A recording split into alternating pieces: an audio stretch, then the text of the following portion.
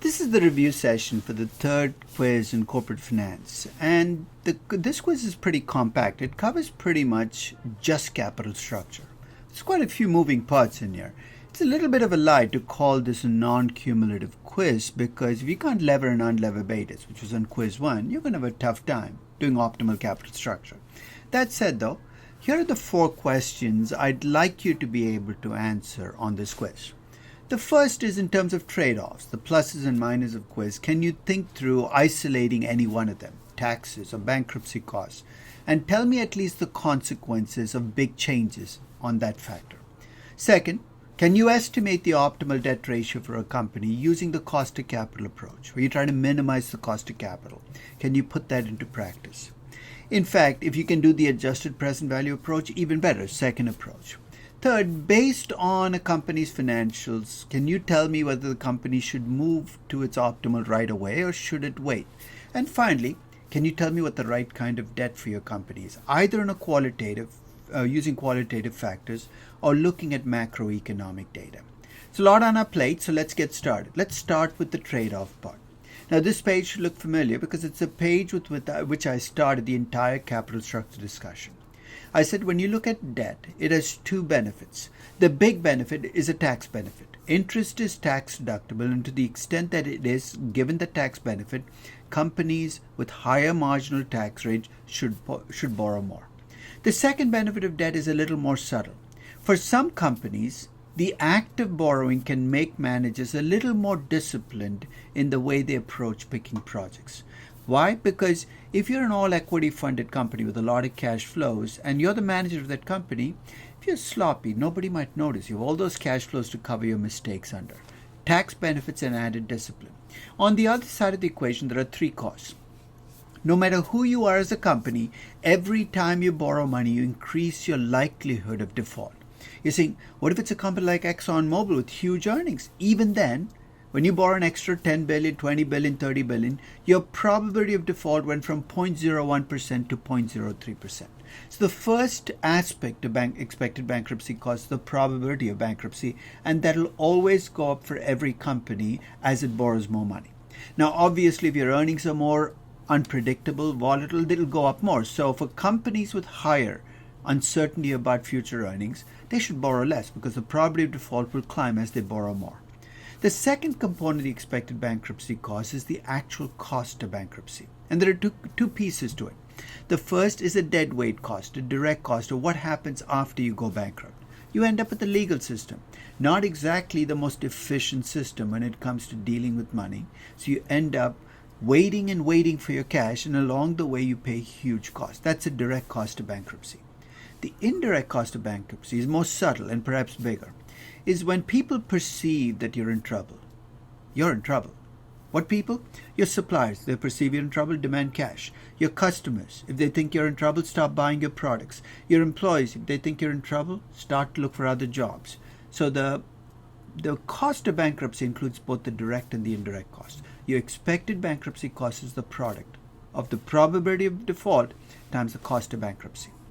The second big cost is an agency cost. Sounds fancy, but when you borrow money, you create a second claim on the company.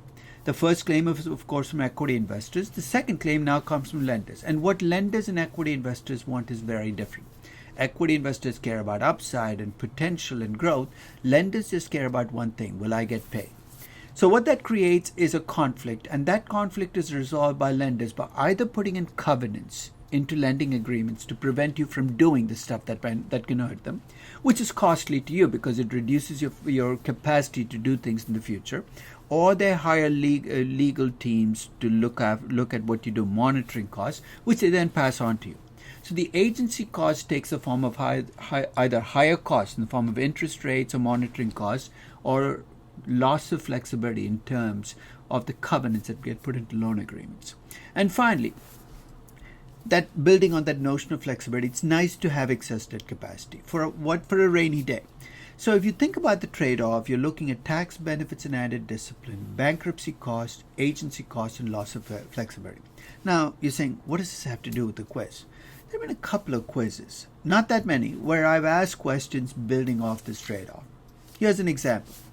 Let's assume legislators are considering a tax reform that will allow companies to deduct dividends for tax purposes. Remember, right now, dividends have to come out of after-tax income. What if I let you deduct dividends for tax purposes? What effect will that have on optimal debt ratios? Now, obviously, I'm not taking away the tax benefit of debt, but remember, the tax benefit of debt is a relative tax benefit. Right now, it's huge because equity gets no tax benefit. And if, as this question states, the tax benefit to equity is actually created, it might turn out that debt is less attractive, and holding all else constant, I'd expect companies to borrow less money. Now, the second part of this question said, let's assume legislators are talking about putting a cap on the interest tax reduction. This is no longer a hypothetical. The new tax law actually does put a cap where your interest expenses cannot exceed 30% of EBITDA. That's going to create a crimp on your tax benefits, and holding all else constant, guess what it's going to do? It's going to reduce your tax benefits. So you got to pray and hope that I ask you a multiple choice question on this trade-off, because all you have to do is isolate the effect of that variable and say, will that increase debt ratios or decrease debt ratios?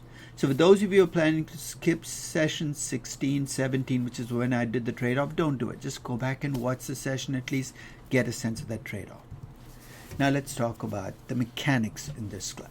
In this quiz, you have to know how to compute cost of capital. There's no way around it.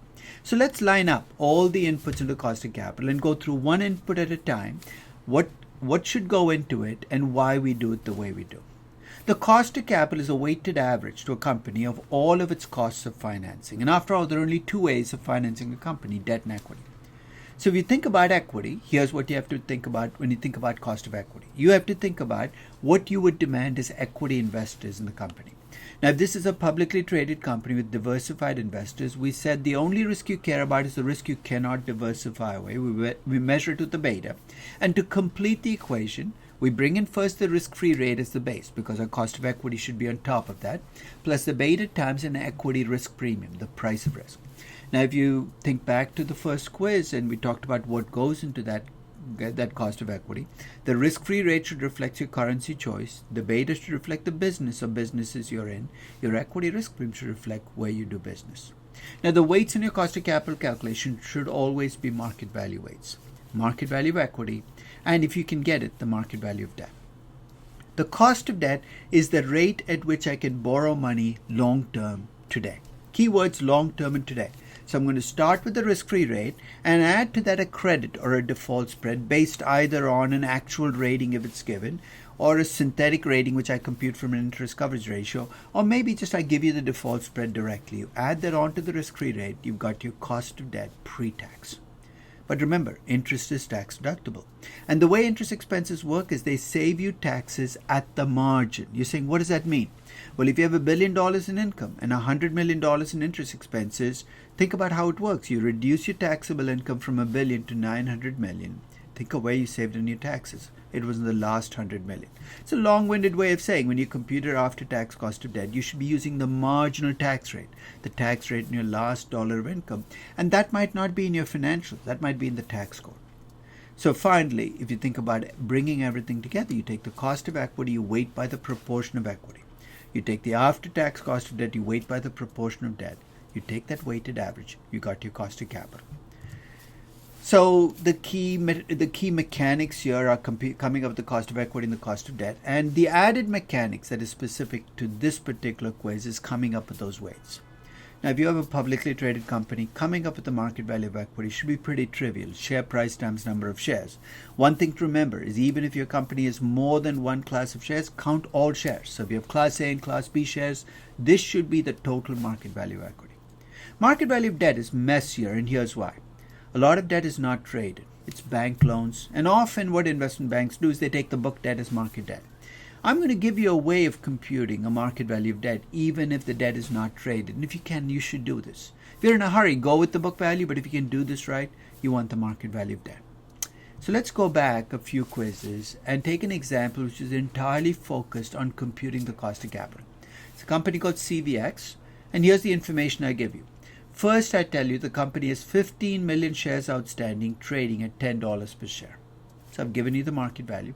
And I say the book value of equity is 50 million. Where is that used? Maybe it is, maybe it isn't. So I've given you market value of equity and book value of equity. Then I tell you the company has a $50 million bond offering outstanding with a coupon rate of 7%, trading at par. This might sound like you're saying, what the heck does that even mean? You know what trading at par means, right? It's trading at its face value. File that away. Those three words are going to be critical in solving this problem, and you'll see this in the next page. In addition, the firm has an old bank loan on its books with 5 years left to maturity, an 8% stated market interest rate, and a face value of $50 million. So I've given you the face value, the remaining life, and the stated interest rate on that bank loan. Finally, the company has operating lease expenses of $10 million for the current year, and it also has commitments to make these same payments for the next 7 years. Why does it matter? Remember, when we talked about debt, we said lease commitments are debt, and pre-2019 accountants did not do this, so you got to do this right. The firm's current beta is 1.20. Let me say something about betas. If I just say beta for a company, I always mean a levered beta. Betas are always levered unless I explicitly tell you they're unlevered. So this current beta is a levered beta reflecting the current debt ratio. The T-bond rate is 6%. The market risk premium is 5.5%. Notice in some of the earlier quizzes, I don't give you an equity risk premium, and I ask you to look it up. That's changed since. So now I'll give you the equity risk premium. The firm also reported earnings before interest and taxes of $40 million. After operating lease expenses. I'm doing what accountants do, subtracting out operating lease expenses as if they were operating expenses. The marginal tax rate is 40%. So first, let's compute the market value of debt and equity so that we can compute a cost of capital. To get a market value of debt, I first need to know what the current pre-tax cost of debt is. I need a current long-term borrowing rate. Now, there are several ways I've given you this information on prior quizzes. In some of the quizzes, I tell you the rate directly. I said this company, if it borrows money long-term today, is going to borrow at 7%. I must have been kind on those quizzes because you have that number right in front of you. In some quizzes, I give you a rating for the company, triple B, single A, double A, and I tell you the default spread that goes with this rating is 3%. You just take the 3%, add it to your risk-free rate, you got your cost of debt. In some quizzes, I don't give you either of those pieces of information, but I tell you the interest expense and the operating income. And I give you a table where you can look up your own rating. That's cruel, but it's been done. So here's what you do. You compute an interest coverage ratio, you go to the table, you come up with a rating, a synthetic rating, and then look up the default spread that goes with that rating, add it to your risk-free rate. In this quiz, I gave you none of those three. I did not give you the current cost of rate at which you can borrow money. I gave you that 8%, but that was an old interest rate. I did not give you the rating or enough information to compute the synthetic rating. You're saying, what do I do? Remember those three words, trading at par? You know what that means? The only time bonds trade at par is if the coupon rate is equal to the market interest rate. I gave you all the information you need. In this case, the pre-tax cost of debt for this company is 7%. Do not take a weighted average of that number in the bank loan. The bank loan rate is not a current rate. It should not even be in the equation. So the pre-tax cost of debt is 7%. You're saying, what about the bank loan? Well, what about it? In fact, I'm going to take that bank loan and revalue it using current interest rates. And here's why I need to revalue it. When you borrowed the money, you agreed to an 8% interest rate. Interest rates have changed since. To compute the current market value of the bank loan, here's what I'm going to do.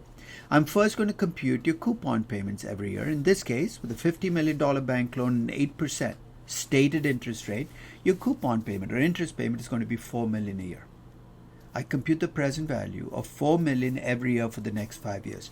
If you want to get fancy and make these semi-annual payments, be my guest. It's not going to change the answer very much. You'll still get full credit, just to work twice as long.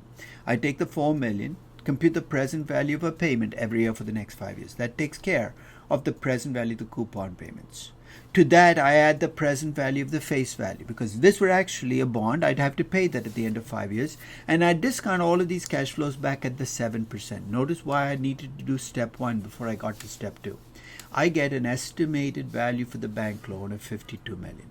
I'm going to give you a very simple way you can check your answer after you're done to see if you've screwed up somewhere along the way.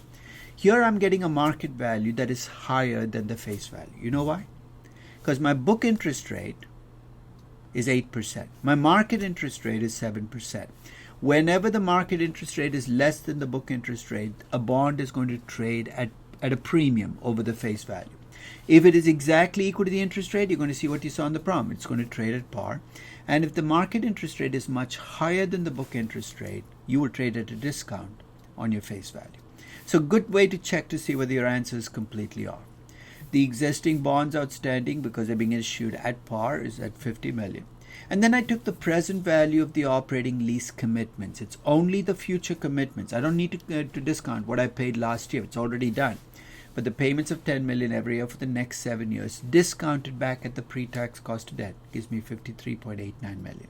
You add the three numbers up, you get a total market value of the outstanding debt of 156 million. Market value of equity is much simpler. I take the share price times number of shares, and I could have given you two classes of shares. Wouldn't have changed the problem very much. You compute the total market value of both classes of shares. Here my market value of equity is 150 million. This company is roughly half debt, half equity. In fact, the precise number is it's about 51% debt, 49% equity. My cost of capital can be computed now because the problem gave this information. My risk-free rate is 6%. My beta is 1.2. Because it's already levered, I don't have unlever and relever. If I'd given you the unlevered beta of the company, you'd have had more work to do. You'd have to lever first before you computed a beta for your cost of equity. I multiply the beta by the risk premium. I get a cost of equity of 12.6%.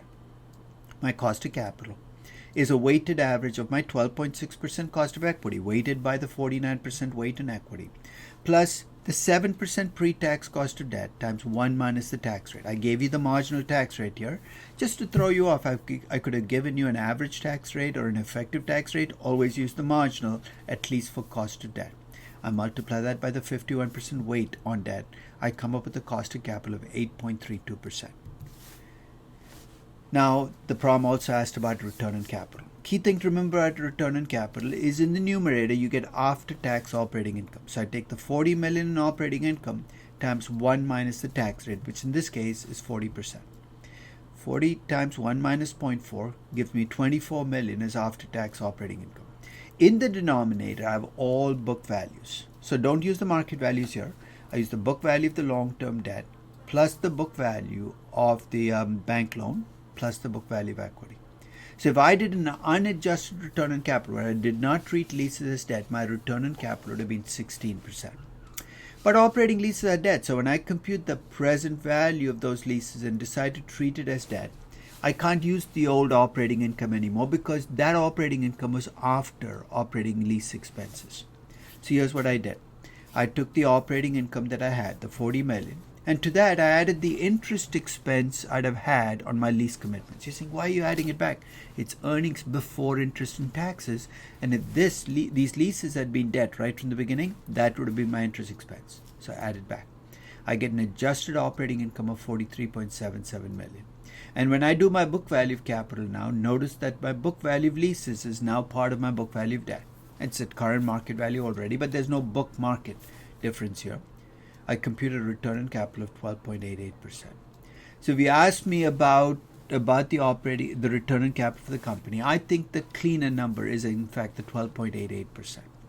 So you think about adjusting the EBIT here, I used the shortcut, which is what you saw in the calculation, but I could have used the right way to do this, which is to add back the entire lease expense for the most recent year, 10 million, and subtract out the depreciation that I've had on the leased asset.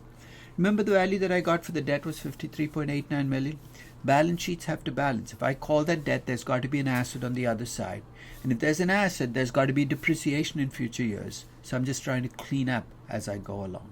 So either of these answers would have been acceptable, but you can see how things get messy even in the process of the mechanics of computing cost of capital. Now let's see how we can use the cost of capital to come up with the right mix of debt and equity for a company.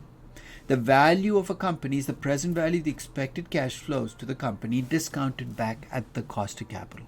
I'm not making this up. This is the way we've always done intrinsic valuation. So if I can keep the expected cash flows to the firm, remember these are pre-debt cash flows, unchanged, and lower the cost of capital, I'm going to increase my value.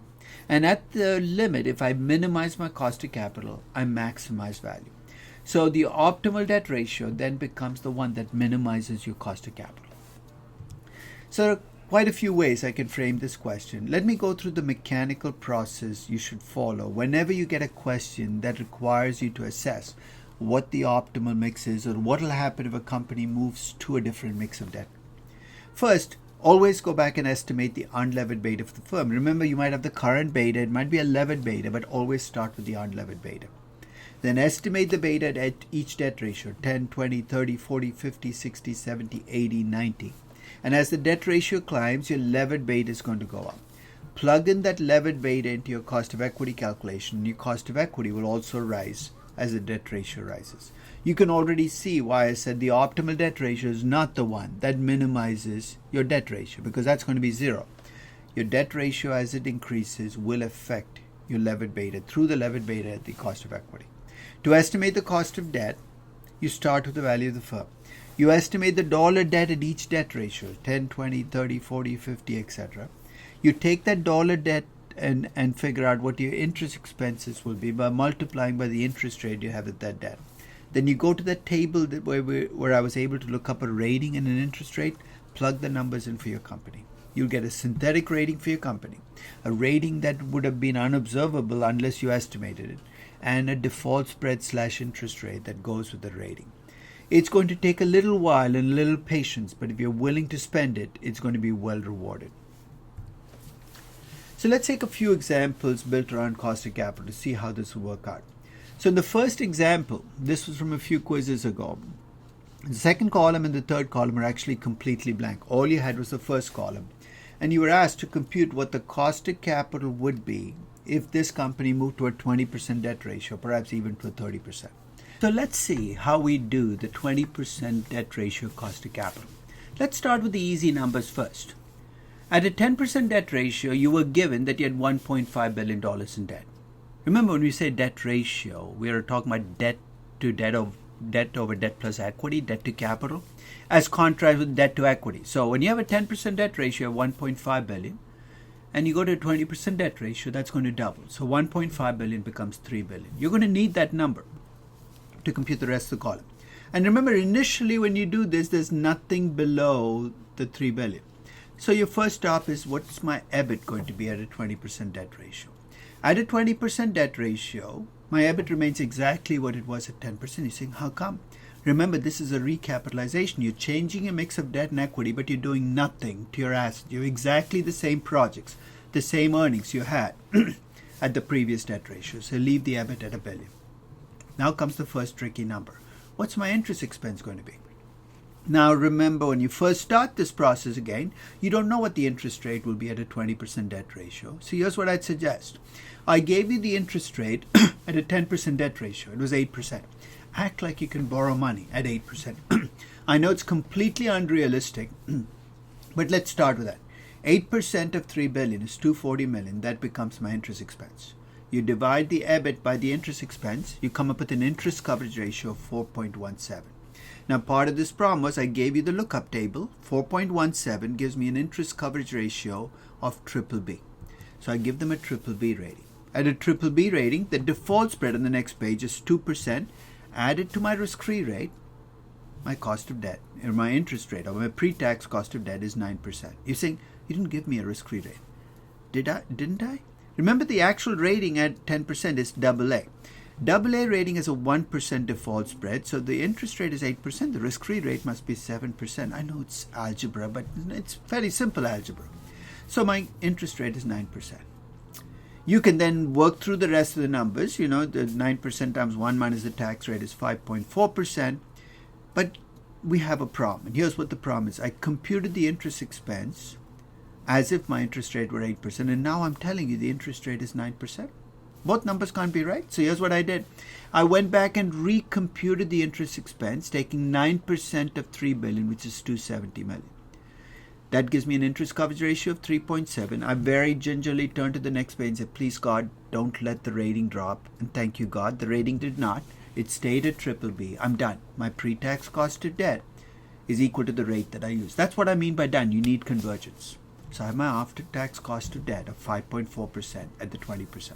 I have to tell you, on this problem, the most tragic, and tragic is probably too strong a word, what part of the problem is people were so caught up in getting the cost of debt right that they forgot all about the cost of equity. Remember, I gave you the cost of equity at a 10% debt ratio to be 1.06. What's going to happen to that cost of equity as you go up to 20%? It's going to go up, and here's why. That beta at 10% is a levered beta. So you know what you have to do to get the beta at 20%? First, you have to unlever the beta. Have to go in the wrong direction. You have to take out the debt. And if you do that, you end up with an unlevered beta. You take that unlevered beta, you apply the debt to equity ratio. Now, the debt to capital is 20%, but remember, this is confusing, but hang in there. When you do levered betas, you need the debt to equity. You're saying, how the heck am I going to get from debt to capital to debt to equity? You have 20% debt, you got 80% equity. 20 divided by 80 is 25%. So to get to the 1.14, let me review the steps again. I took the 1.06, unlevered the beta, and then re-levered it back up to get to 1.14. I'm almost home. I now have my new beta. I take my risk-free rate of 7%. I use my new beta. I come up with the new cost of equity. My new cost of capital is 11.71%. But let's review the steps. When I change my debt ratio, I always need to revisit my beta. I need to unlever it and re-lever it to come up with my new beta. When I change my debt, I've got to revisit the cost of debt using whatever information I have to come up with my new cost of debt. My new cost of capital could be lower or it could be higher depending on which effect dominates. You are replacing more expensive equity with cheap debt. That's good. But both your cost of equity and cost of debt are going up. That, in a nutshell, is the cost of capital approach. Now, why do you change your cost of capital? Because when you change your cost of capital, you're increasing your value as a firm. So one of the follow-up questions that almost every quiz has is, hey, what if I go to a different debt ratio and my cost of capital changes? What will that do to my firm value? Let's start with that easy part first. The easy way to compute your change in firm value is to take the change in your cost of capital. So I know the B and the A sound confusing. B is the cost of capital before and A is the cost of capital after. So if you're moving to an optimal debt ratio, your cost of capital should decrease. So the number in the bracket should be a positive number if your cost of capital went down. You multiply that by the current firm value. Why? Because you can only save money on what you already have as a firm. So if your cost of capital goes from 8% to 7%, you're saving 1% of your current firm value as a change in financing cost. That's an annual saving. If you take the present value of that saving, you're essentially going to get the increase in firm value. Now you're saying, how do I get the present value of the saving? There are two ways, depending on how the prom is structured. If the prom is structured but there's no growth in that saving, you're going to get it as a perpetuity. You just divide it by the new cost of capital. Why new cost of capital? Because that's what your cost of capital will be if you make the change. If there is growth, then you got to use a growing perpetuity formula, which means you got to take the change in financing costs and divide by the difference between the cost of capital and growth rate. Enough with the abstractions. Let's try this out. Now, to get from that change in value to the stock price, how much your stock price will increase, there are several possible options, and I'll start with the easiest one first. If the problem tells you that investors are rational, you should celebrate. You should do a little dance, even get up out of you, because this is your easiest scenario. Because if investors are rational, here's what's going to happen. Everybody will get an equal share of the spoils. Who's everybody? The people who sell their shares back and the people who don't will all get an equal share. And here's why it's easier. You can take the increase in firm value you got and divide by the total number of shares outstanding, including the ones you're going to buy back, because everybody gets an equal share, and your new stock price will be the old price plus the increase. If I'm lucky enough as a manager to be able to buy shares back at the current price, here's how I'd compute it. My value increase is still my value increase, but my number of shares will now be the shares left over after I buy back the shares at the old stock price. So first step, I take the debt that I take on and I divide by the current stock price. That tells me how many shares I buy back. I net it out of the number of shares today. I get an increase in value per share. And it'll be much larger because the remaining shareholders will get all of the increase in value. In the most general case where I go and buy the stock back at a price higher than the current stock price, but it's not the rational price, here's what I need to do.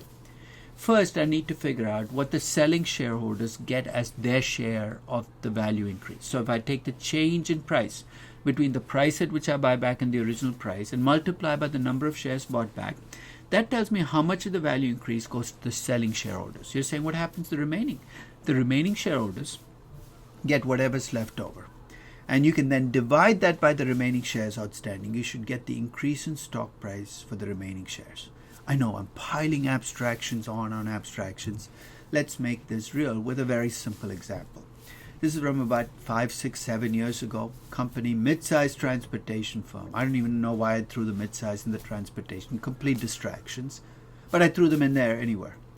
There's 10 million shares outstanding, trading at $25 per share, and debt outstanding of $50 million. So the company currently is $250 million in equity, $50 million in debt, total value of $300 million. It's estimated that the cost of capital, which is currently 11%, will drop to 10% if the firm borrows $100 million and buys back stock. So I've told you what will happen to the cost of capital. And then I ask you a question. How much will the stock price change if the expected growth rate in earnings over time is 5%? Let's start with the easy part of the question first. Let's compute how much the savings will be each year and how much it will translate into an increase in value.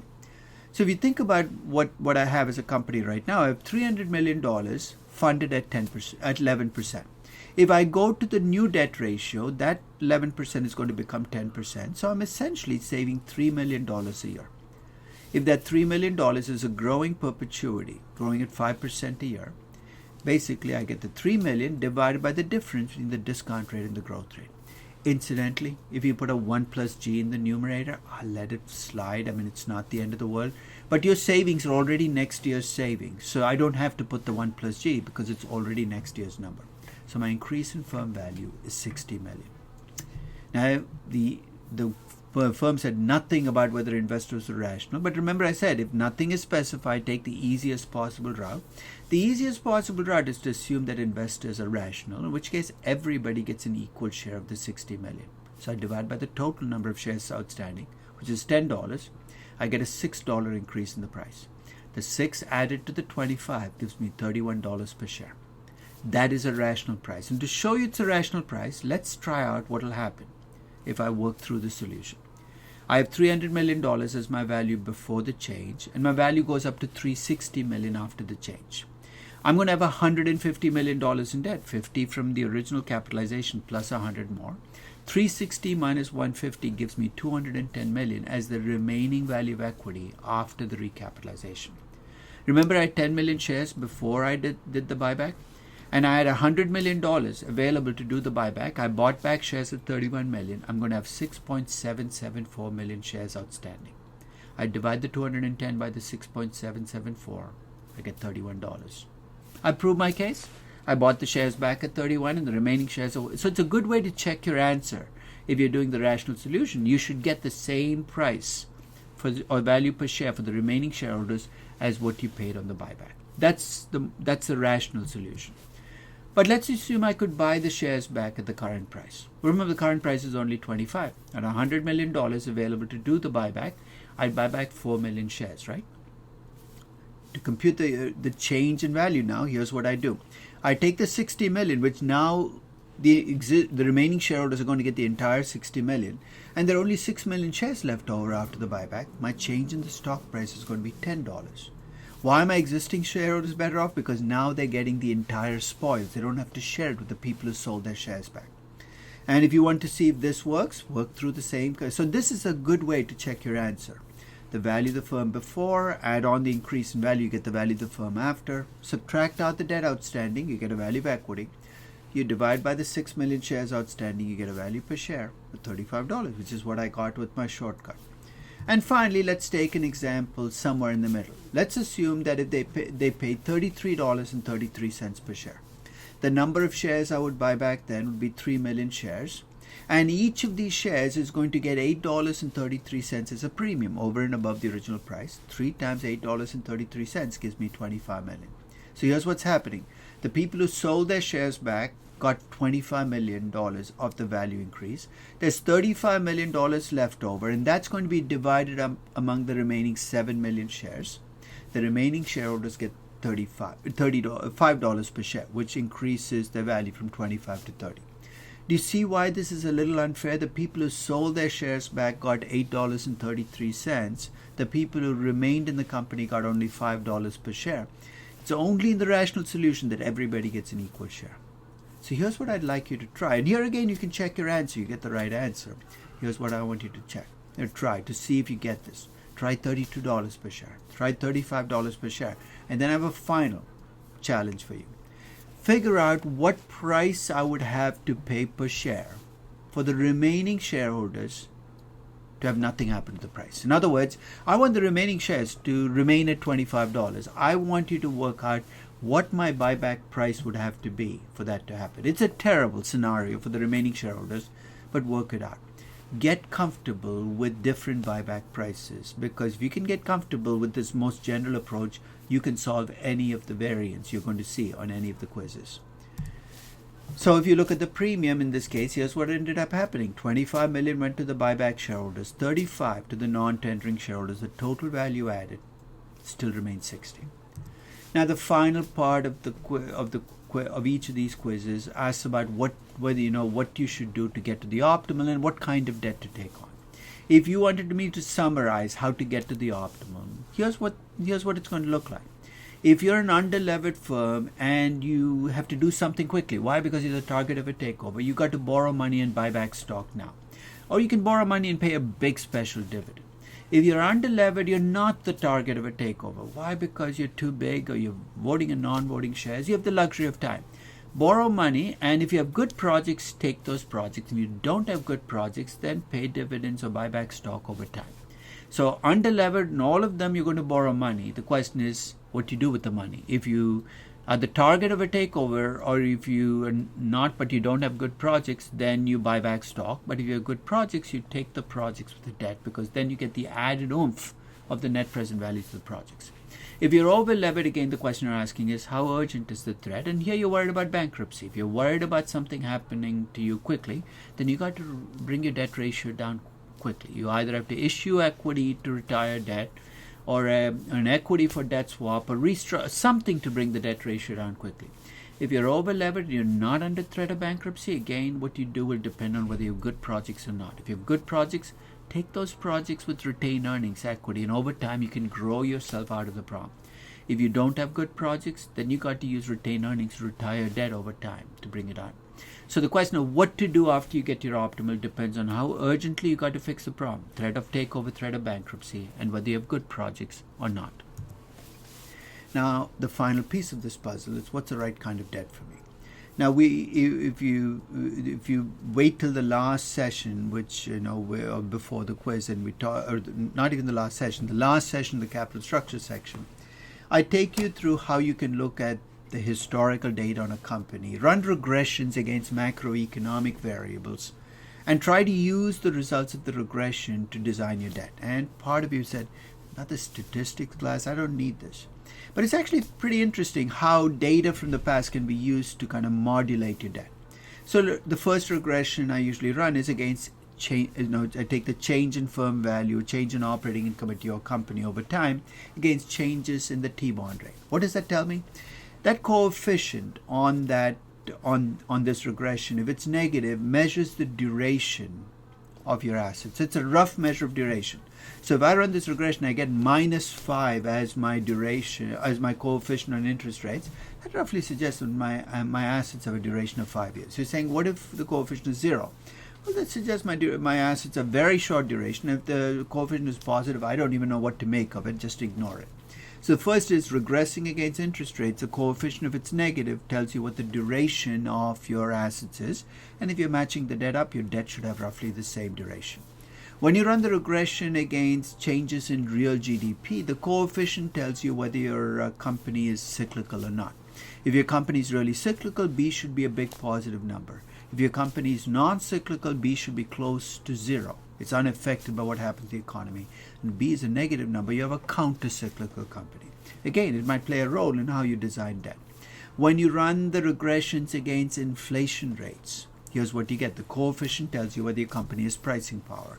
If the coefficient is a big positive number, your company has significant pricing power. If the coefficient is 0, your company has no pricing power. If the coefficient is negative, you might actually have an input that is subject to inflation, but very little pricing power in your revenues. And that's going to determine whether you use floating rate or fixed rate debt. The more pricing power you have, the more likely you are to be using floating rate debt. And finally, when you run the regression against that weighted dollar, if your helped by a stronger dollar, the coefficient should be positive.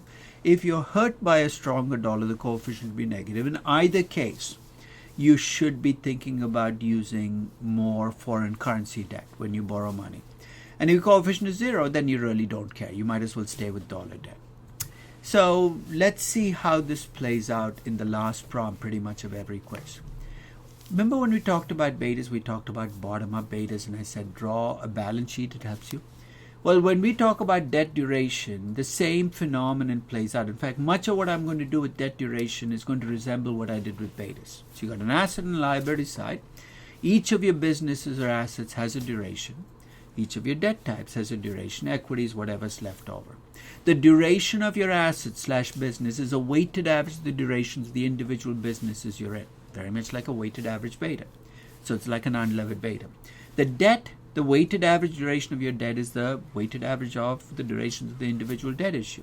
You say, how do I get the duration of the debt? If you get lucky, it's a 0 coupon bond. The maturity of the bond is your duration. If it's not a 0 coupon bond, then I have to give you the duration. It's going to be related to the maturity. So if you have a 10-year bond, it's going to have a 7-year duration or a 6-year duration, depending on the coupon rate. But the duration of the debt has to be given. And the weighted duration of your debt is based on the duration of the individual debt issues and how much of each you have. So let's see a very simple version of this problem. In this problem, I gave you the regression of change in firm value against changes in the long-term bond rate. Remember I said I gave you a measure of how to read this? I said look at the coefficient. If it's negative and the number following it, then the negative number is actually, with the negative no longer in there, is the duration of your assets. So if you look at this regression, it says -5. Every 1% increase in my interest rates lowers my value by 5%. That -5 tells you your assets have roughly a duration of 5 years. If you're following the financing principle, your debt should roughly have the same duration. File that away. Because the rest of the problem here is what I give you. I tell you it is $100 million in 0 coupon. See, I helped you out. 0 coupon to your notes, which means the duration of that $100 million is 2 years, and plans to borrow another $150 million using 0 coupon securities. And the question in this problem is, what does the duration of that second issue have to be for the duration of your financing to match the duration of your assets? Remember, the duration of your assets is 5 years. You know the right-hand side of the equation. And to solve for the duration of the new debt, I set up an algebra problem. I have $100 million in existing debt with a duration of 2 years. I'm going to issue $150 million in new debt with some duration I don't know. Let's call it X. I solve for X, and the duration is 7 years. And you can always check, right? Plug it back. See if you get a weighted average duration of 5 years, which you should, and the problem is solved. Here's a slightly messier version of the problem. It's a company called Steel Products. I've run the regression again, -7.5. Duration of the asset looks very much like the last problem. And then I throw in a couple of twists. One is I tell you that you have 2 bonds outstanding. One is a $200 million bond issue with a duration of 1 year, and a 5-year, $100 million bank loan with a duration of 4 years. So I've got $300 million of debt. I've got $700 million of equity. So right now it's a $1 billion company. But it's planning to make a $250 million bond issue. Up till now, it looks a lot like the last problem, right? But here's the difference. To finance expansion into a new business, online retailing, if the duration of assets in the online retailing business is only 1 year, what should the duration of the bond issue be to get a complete matching? If I ask you what should the duration be to match up against just the investment, it's easy, right? You issue 1 year debt. But you have existing debt and existing assets. I want the duration of your assets to match up to the duration of your debt after the new debt issue. So here's what I did. Just like in the beta case, I start by solving for the duration of the assets after the expansion. Right now, my existing value is $1 billion, and the duration of those assets is 7.5. You remember from the regression. I'm going to expand it out by taking $250 million, investing in the .com business, the online retailing business with the duration of 1 year.